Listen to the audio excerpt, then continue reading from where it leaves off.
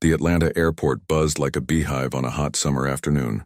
Crowds rushing, announcements crackling overhead, luggage wheels clattering across shiny floors.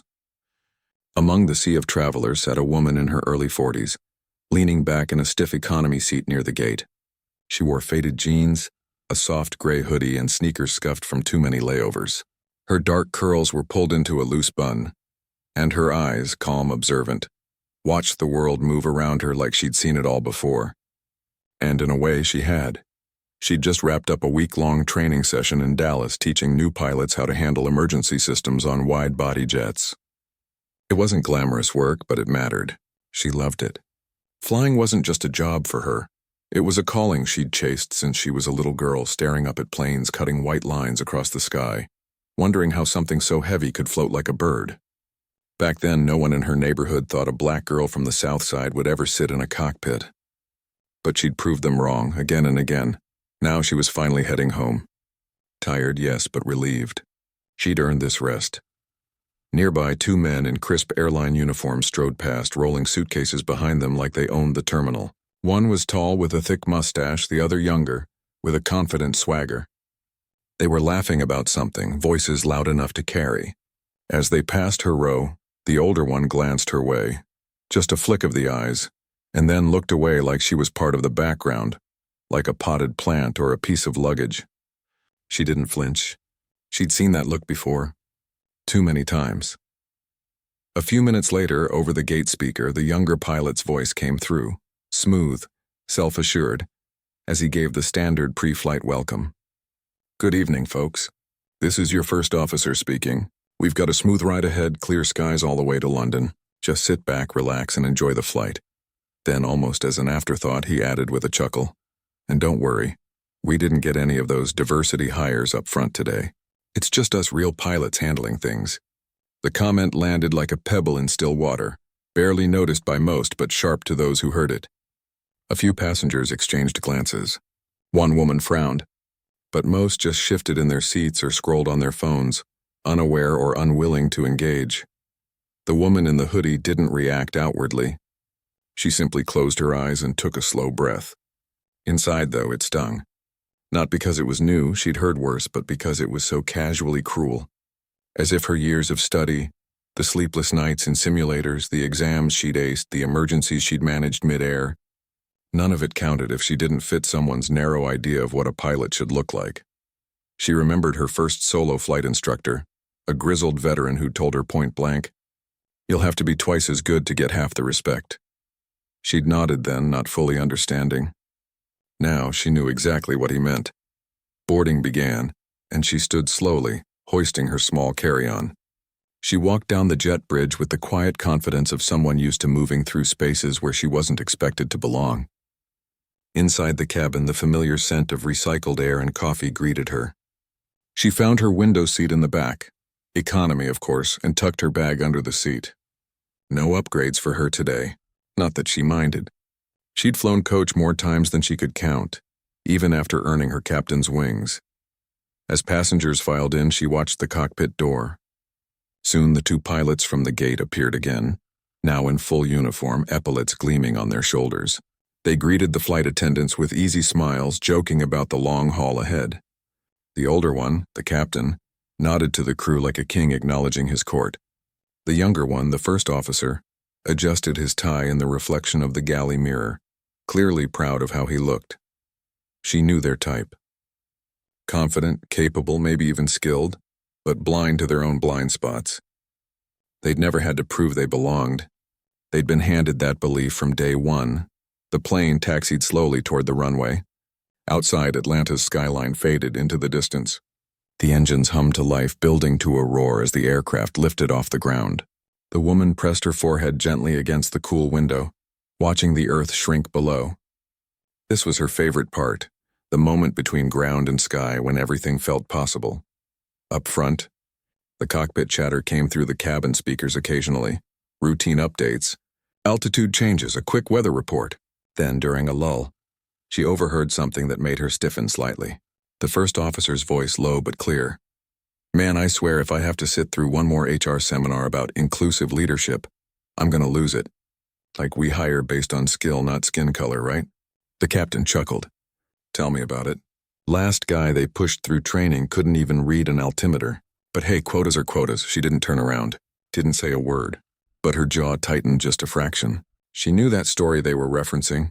It was about a white male pilot who'd failed his check ride 3 times, not a black woman. But facts rarely mattered when bias was doing the talking. She reached into her bag and pulled out a worn notebook. Flipping it open, she skimmed pages filled with diagrams, notes on engine failures, wind shear recovery techniques, even sketches of cloud formations. This notebook had been with her through hurricanes, system malfunctions, and one terrifying night when lightning struck the tail and knocked out half the avionics. She'd landed that plane safely, too. Alone. Because sometimes you had to be your own backup. The plane leveled off at cruising altitude. Passengers settled in, some watching movies, others dozing, a few reading. The cabin lights dimmed. Peace for now. She closed her eyes again, not to sleep, but to rest. Her mind, though, stayed alert. Always alert. It was a habit forged over years of being the only one who looked like her in the room, whether that room was a flight school classroom, a union meeting, or a cockpit at 35,000 feet. You learned to listen more than you spoke, to watch more than you acted, to be ready, always ready, because the moment you let your guard down, someone would assume you didn't belong. Outside, the sky stretched endlessly, dark blue and dotted with stars. The engines hummed a steady rhythm. Everything seemed calm, but high above the Atlantic, calm never lasts long, and she knew better than most that when trouble came, it wouldn't care about uniforms, titles, or who someone thought should be in charge. It would only care about who could fix it. She just didn't know yet that tonight the world would finally see what she could do. The flight had settled into that quiet rhythm long-haul journeys often take. Passengers tucked under blankets, cabin lights dimmed, the gentle drone of engines filling the air like a lullaby. The woman in the back row had dozed off for a while, her head resting against the window, dreams flickering behind closed eyelids. But something tugged at her senses, a shift in the plane's vibration, subtle but wrong. She opened her eyes. Outside, the sky had changed. What had been a clear, star-speckled night was now swallowed by thick, churning clouds. The aircraft began to shudder. Not the usual bump of light turbulence, but a deep, groaning wobble that made the overhead bins rattle. A few passengers stirred, murmuring nervously. A baby started to cry, then came the jolt. It hit like a giant hand slamming the plane from below. Coffee cups flew. Laptops clattered to the floor. The woman gripped her armrests, body instinctively bracing. Oxygen masks dropped from the ceiling with a hiss. A flight attendant, pale but composed, rushed down the aisle shouting, "Heads down! Stay calm, heads down!" The plane banked sharply to the left, then dipped hard. Screams filled the cabin. Someone vomited. The lights flickered once, twice, then stayed on. But the steady hum of the engines had turned ragged, uneven. In the cockpit, chaos had already begun. The captain, the older pilot with the mustache, had been reviewing approach charts when it happened. 1 second he was fine, the next his face twisted in confusion. He clutched his chest, gasped, and slumped sideways in his seat, eyes rolling back. The first officer froze for a heartbeat, then 2, panic flashing across his face. He fumbled for the radio. "Mayday, mayday!" Transglobal 422, we've got a medical emergency in the cockpit. Captain's down. But the plane wasn't waiting for help. The autopilot, overwhelmed by the violent wind shear and sudden loss of input, disengaged with a sharp chime. The aircraft, now fully manual, began to roll. The first officer grabbed the yoke, hands shaking, and yanked it back too hard. The nose shot upward, too steep, too fast. The stall warning blared, a loud, relentless whoop-whoop that cut through the cockpit like a siren. He didn't recognize it at first. Or maybe he did, but fear clouded his training. Instead of lowering the nose to regain airflow over the wings, the basic fix for a stall, he pulled harder, thinking altitude was safety. But the plane wasn't climbing. It was stalling and falling. Back in the cabin, the woman knew instantly what was happening. She'd heard that sound 100 times in simulators. That wasn't just turbulence. That was a plane losing control. Her heart pounded, but her mind clicked into focus. Calm, sharp, clear. She unbuckled her seatbelt and stood, ignoring the flight attendant's order to sit down. "I'm a pilot," she said, voice steady despite the chaos around her. I need to get to the cockpit. The attendant hesitated, eyes wide. Ma'am, you have to stay seated. Your captain's down, she interrupted gently but firmly. And your first officer is stalling the aircraft. If we don't correct it in the next 30 seconds, we're going into a spin. The attendant stared at her, really looked at her, and saw not just a passenger, but someone who knew exactly what she was talking about. She nodded quickly. Go, please! The woman moved fast, weaving through the aisle as the plane lurched again. A tray table slammed into her hip, but she didn't slow down. She reached the cockpit door and knocked sharply. Open up, I'm a licensed captain, I can help. Inside, the first officer was sweating, voice cracking as he radioed air traffic control. We're losing altitude. I can't get her back. He glanced at the door camera, saw a black woman in a hoodie, and his first thought was disbelief.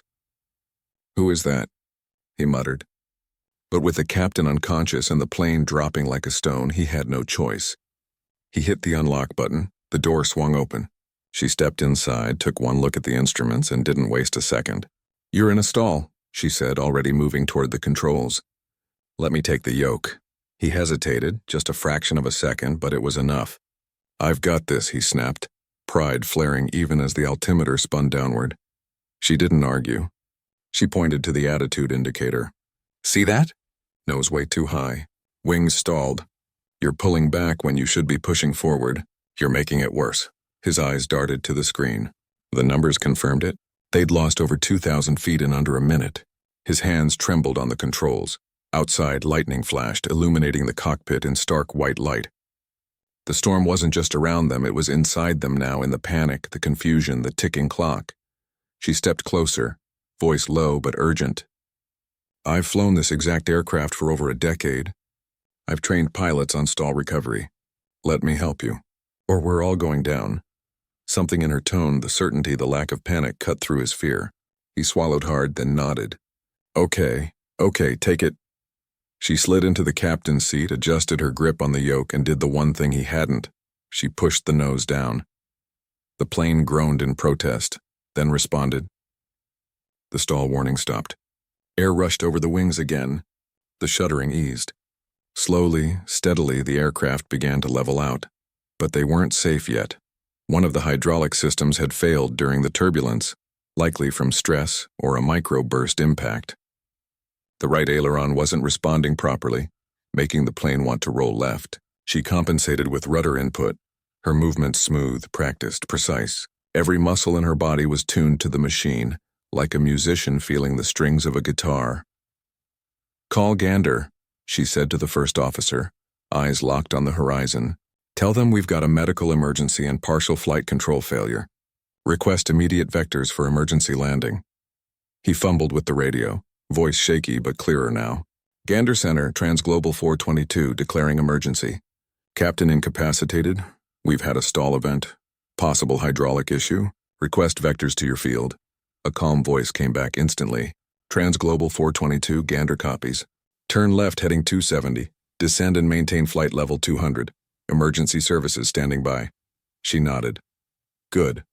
Gander was remote, but it had one of the longest runways in North America, built for Cold War-era diversions. They'd make it, if they stayed focused. Behind them in the cabin, passengers were still crying, praying, holding each other. A child whimpered for her mom. An elderly man clutched a rosary. No one knew what was happening up front, only that the plane had stopped its terrifying drop and was now flying steady, if low and slow. But the woman in the cockpit didn't think about the passengers right then. She couldn't afford to. Her world had shrunk to three things: the instruments, the sky, and the next decision. She glanced at the unconscious captain. His skin was ashen. She reached over, checked his pulse, weak but there. We need to get him on oxygen, she told the first officer. And someone from the cabin who knows first aid now. He pressed the intercom. We need a medical professional up here now. Within moments, a nurse appeared, wide-eyed but ready. She took over the captain's care while the woman kept flying. The storm began to thin. Stars peeked through the clouds again. The ocean below was invisible in the dark, but she didn't need to see it. She knew where she was. She'd flown this route dozens of times. Her hands never left the controls. Her breathing stayed even. Outside, the wind howled. Inside, silence except for the steady voice of Gander guiding them home. No one spoke much. The first officer watched her, stunned. He'd expected panic, confusion, maybe even tears. Instead, he saw focus, skill, calm under fire. And for the first time, he wondered, really wondered, how many times someone like her had been ignored, overlooked, or doubted. Just because of how she looked. But there was no time for guilt now. Only action. And up front, in the dim glow of the instrument panel, the woman who'd been dismissed as just a passenger was doing the one thing that mattered, keeping 189 lives from vanishing into the Atlantic night.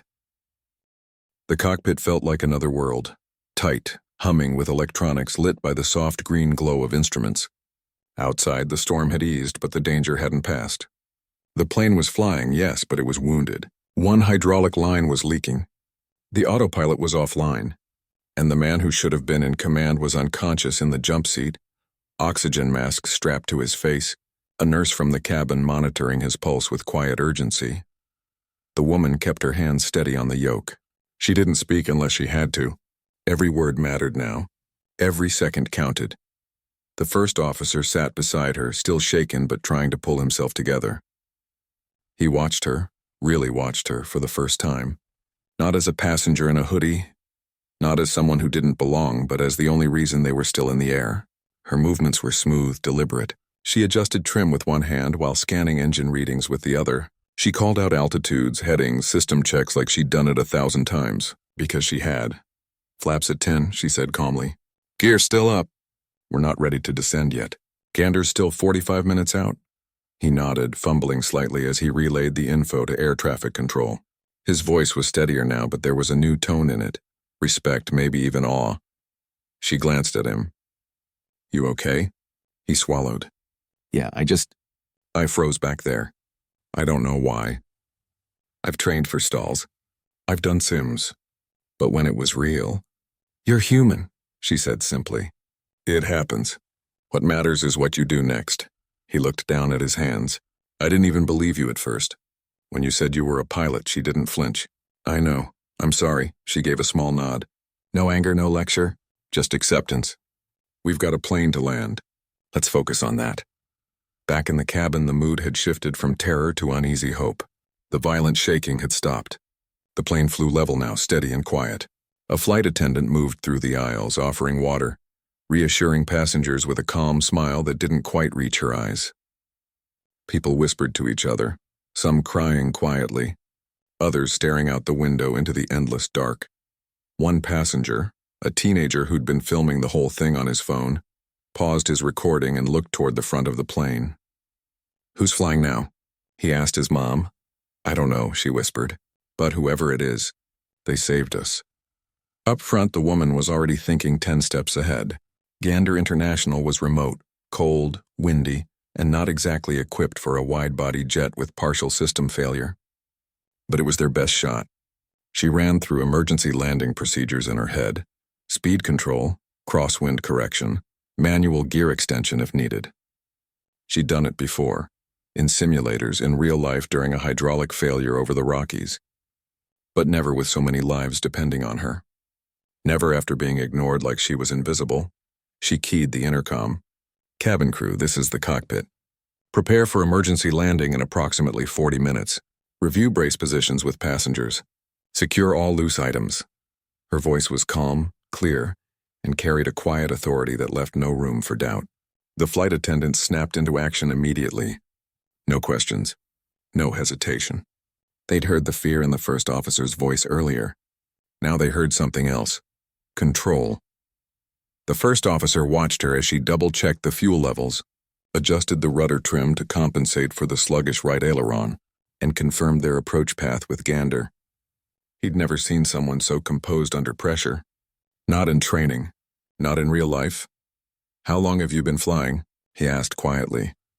14 years, she said, eyes still on the horizon. 10 of them as captain, he blinked. And you were just sitting in economy? She almost smiled. I was on my way home after a training seminar.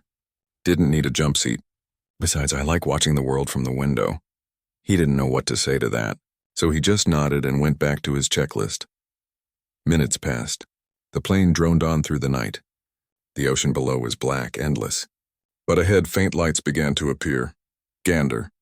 A tiny dot of civilization in the middle of nowhere. Then, a new problem. A warning light blinked red on the panel. HYDSYS too low. The second hydraulic system, the one controlling the brakes and nosewheel steering, was losing pressure. Fast. She exhaled slowly. Okay, we're going to have to land with limited braking and no nose steering. That means we'll need the full length of the runway, and we'll have to use differential thrust to stay centered. The first officer paled. Differential thrust? On a wet runway? At night? It's either that or risk veering off, she said. I'd rather roll straight than end up in a ditch. She turned to him. You're going to handle the throttles on my command. When I say left, reduce power on the left engine. When I say right, reduce on the right. Keep the rest steady. Can you do that? He took a breath. Yes, good. Because if we mess this up, we won't get a second chance. Outside, the runway lights grew brighter. Gander's tower came on the radio. Transglobal 422, you're cleared to land runway 22. Winds 270 at 25 knots, gusting to 35. Surface wet. Emergency vehicle standing by. She acknowledged, then turned to the first officer. Remember smooth inputs. No jerking. We're heavy. We're slow. And we've got one shot. He nodded, hands hovering over the throttle levers. The plane descended through the clouds. Rain began to patter against the windshield. The runway stretched out below, long, glistening, lonely. She lowered the landing gear manually, watching the indicator lights turn green one by one. Flaps went to 30. Speed bled off carefully. She called out numbers like a metronome. 160. 75. Whatever. The ground rushed up. The plane touched down with a soft thud right on the center line. Left, she said. He eased back on the left throttle. The nose began to drift right. She countered with rudder. Right, he adjusted. The plane straightened. They were rolling fast, too fast, with no brakes to speak of. Fire trucks raced alongside, red lights flashing. Passengers held their breath. She used reverse thrust on both engines, then carefully modulated each side to keep the aircraft tracking straight. The nose wheel touched down. No steering, but she kept it true with engine power alone. Slowly, miraculously, the plane slowed. At the far end of the runway, it finally came to a stop. Silence. Then from the cabin, a single cheer. Then another. Then a wave of applause, tears, shouts of relief. In the cockpit, the woman let out a long breath she didn't realize she'd been holding. Her hands were still on the controls. Her heart still racing, but they'd made it. The first officer turned to her, eyes glistening. You just landed a crippled jet in a storm with half the systems down. She finally looked at him. We landed it, she corrected gently. You held the throttles. You stayed calm. That mattered. He shook his head. I wouldn't have known what to do without you. She unbuckled her seatbelt and stood. Her legs felt weak, but she kept her posture straight. Now comes the hard part. What's that? He asked, explaining why someone with my experience was sitting in the back while you two joked about who really belongs in the cockpit. He looked down, shame washing over him. I don't know what to say. You don't have to say anything, she said. Just remember this moment. The next time you see someone who doesn't look like you in a place you think they shouldn't be, maybe ask what they know before you decide what they're worth. She turned and opened the cockpit door. The cabin fell silent as she stepped out. Passengers stared, not with suspicion now, but with gratitude, wonder, disbelief. The teenager lowered his phone, mouth open. An older woman reached out and touched her arm. Thank you, she whispered. Thank you for saving us, she nodded, eyes soft. I'm just glad we're all here. Behind her, the first officer watched her walk down the aisle, head high, shoulders straight. Not angry, not boastful, just present, real. And for the first time he understood. Expertise doesn't wear a uniform. It wears calm hands, steady eyes, and the quiet courage to step up when the world expects you to stay in your seat. The moment the plane rolled to a stop at the far end of Gander's runway, the real work began. Rain tapped gently against the windows now, the storm having passed like a bad dream. Inside the cabin, people were still catching their breath, some hugging strangers, others silently wiping tears, a few just staring straight ahead. too shaken to move. The flight attendants moved quickly but calmly, opening overhead bins, checking on passengers, making sure no one was hurt. Outside, emergency vehicles surrounded the aircraft, fire trucks with lights flashing, ambulances idling, ground crew in bright yellow vests waiting in the drizzle, but no one rushed the plane. They knew better. In aviation, even after landing, every move had to be deliberate. Up front, the woman stood just inside the cockpit doorway, watching the scene unfold. Her body ached from tension, her hands still tingling from gripping the controls so tightly, but she didn't sit. She couldn't. Not yet. The first officer stepped out beside her, holding a tablet with the emergency checklist. "Gander wants to know if we need medical evacuation for the captain," he said quietly. She glanced back at the unconscious pilot, now wrapped in a thermal blanket, oxygen still flowing.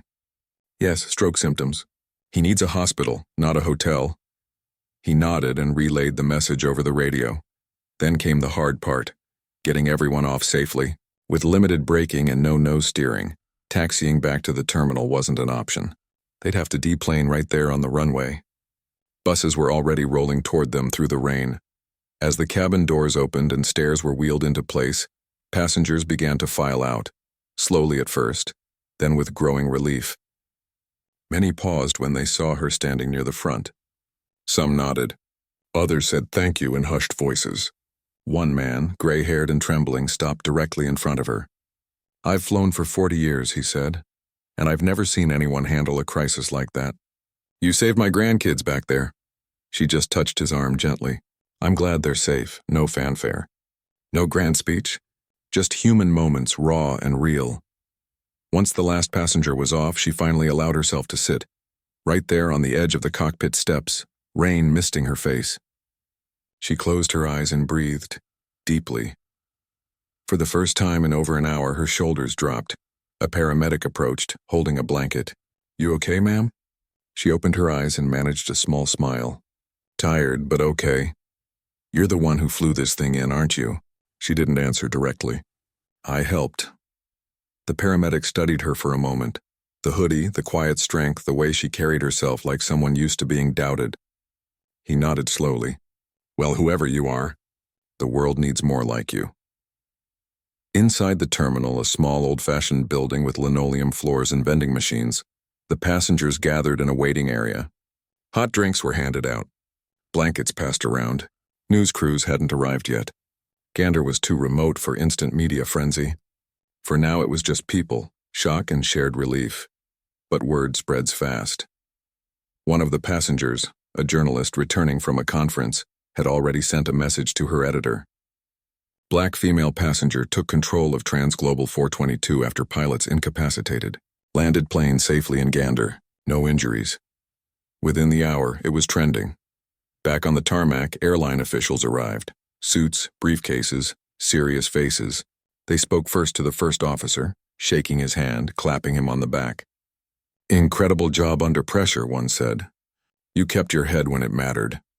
The first officer looked past them, toward the woman now standing near a service door, talking quietly with a mechanic about the hydraulic leak.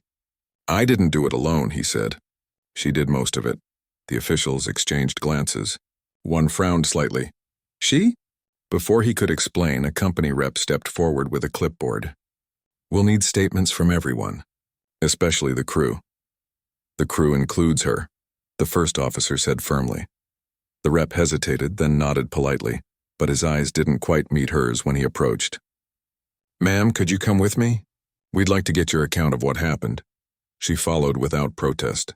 In a small office with peeling paint and a humming space heater, she gave her statement clearly, fact by fact. The stall, the captain's collapse, the system failures, the landing. No drama, no blame, just truth. When she finished, the rep looked up. "You're a pilot?" "Captain," she corrected gently. "And aircraft systems instructor for Transglobal until last year." His eyebrows shot up. "You work for us?" "I did. I left to focus on training and safety consulting." He scribbled something down, then paused. "Why were you in economy?" "Because I bought a ticket like everyone else," she said. "I wasn't on duty." He nodded slowly, but something in his expression had shifted, from polite skepticism to uneasy realization. Outside, dawn began to break over Newfoundland. Pale pink light spilled across the runway, turning puddles into mirrors. The damaged plane sat quietly now, no longer a threat. Just a machine that had been pushed to its limit and saved by human hands. Later that morning, as passengers boarded buses to a nearby hotel, a young girl, maybe 10 years old, ran back from the line and handed the woman a folded piece of paper. "My mom said to give you this," she whispered. The woman opened it. On the back of a boarding pass, someone had written, "You showed my daughter that heroes don't always wear capes. Sometimes they wear hoodies." She tucked it into her pocket right over her heart. By midday, news helicopters circled Gander. Reporters shouted questions through the terminal doors. Who was flying the plane? Was it true a passenger took control? Is it true she's a woman of color? The airline issued a vague statement.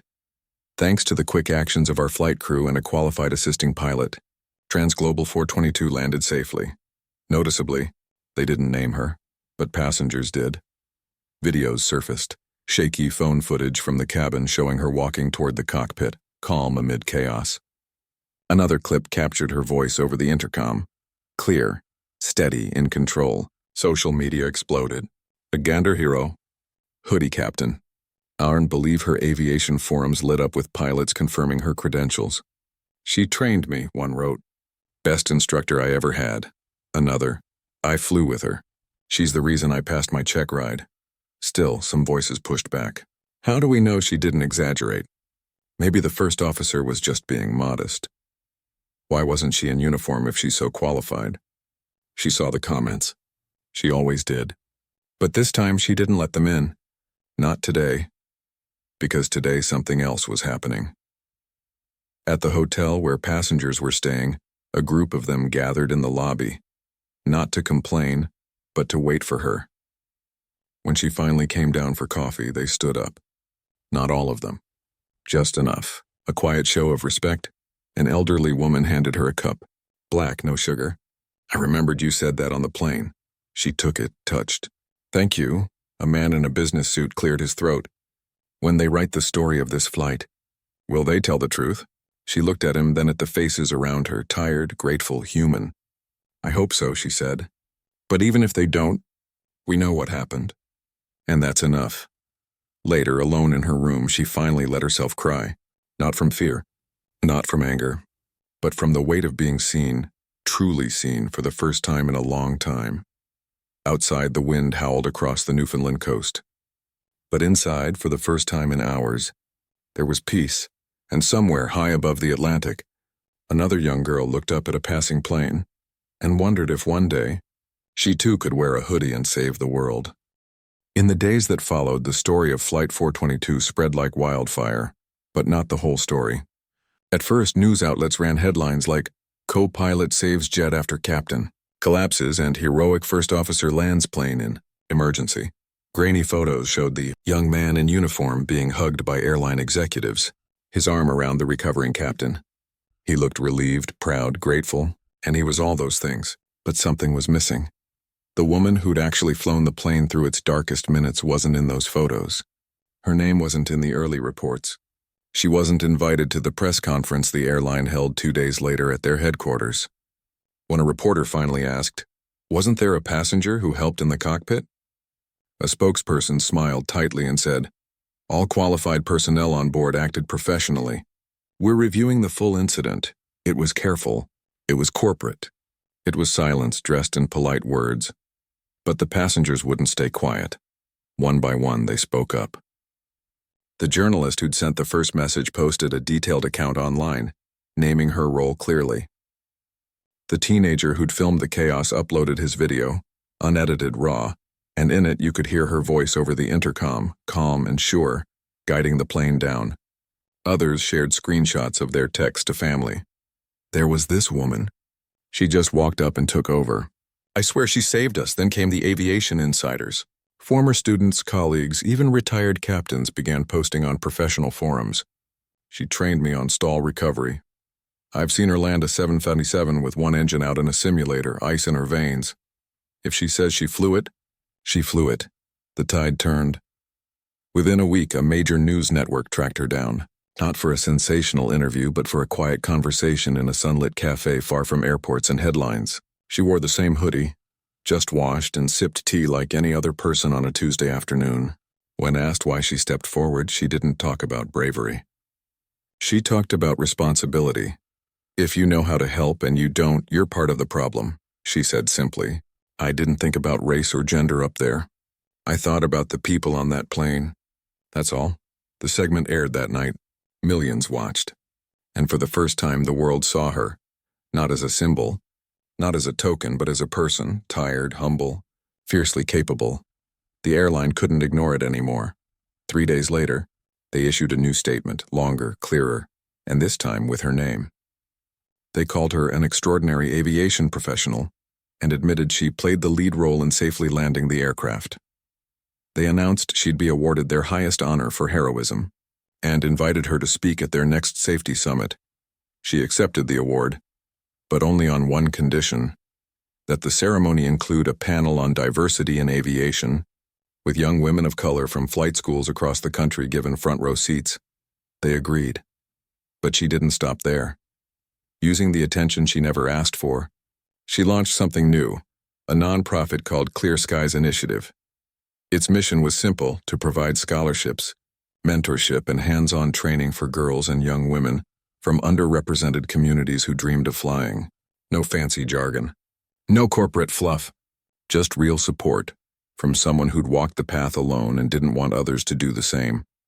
At the first fundraiser, held in a community center near an old airfield, she stood before a room full of teenagers, some wide-eyed, some skeptical, all curious. She didn't wear a uniform. She wore jeans and a t-shirt that said, "Ask me about Lyft." And she told them the truth. "I failed my first solo check ride," she said. "I was told I didn't have the right presence for a cockpit. I was passed over for jobs while less experienced men got hired. But I kept showing up, because the sky doesn't care what you look like. It only cares if you know your craft." Afterward, a shy girl with braids tugged her sleeve. "Do you think someone like me could really fly a big plane someday?" She knelt so they were eye to eye. "Someone like you? You're exactly who the sky's been waiting for." Back in the industry, things began to shift, slowly, but surely. Flight schools reported a surge in applications from young women of color. Airlines quietly reviewed their hiring practices. Training programs added modules on unconscious bias, not because of mandates, but because pilots started asking for them. Even the first officer from Flight 422 changed. He reached out to her months later, not with an apology, but with a request. "Will you mentor me? I want to be the kind of pilot who sees people for what they can do, not what they look like." She said yes. Years later, when a new generation of pilots graduated from flight academies, her face was on posters in hallways, not as a celebrity, but as a reminder. Expertise wears many faces, and on quiet nights, when she walked past an airport terminal and saw a little girl press her nose against the glass, watching planes take off, she'd sometimes stop, smile, and whisper, just loud enough for herself to hear, "Go ahead. The sky's yours." The world had tried to overlook her once, but in doing so, it had missed the very person who could hold it together when everything fell apart. Now no one would forget. Not because she demanded it, but because she proved beyond doubt that courage doesn't announce itself with titles or uniforms. It shows up in hoodies, in economy seats, in the quiet voice that says, "Let me help when the world is falling apart." And sometimes that's enough to change everything.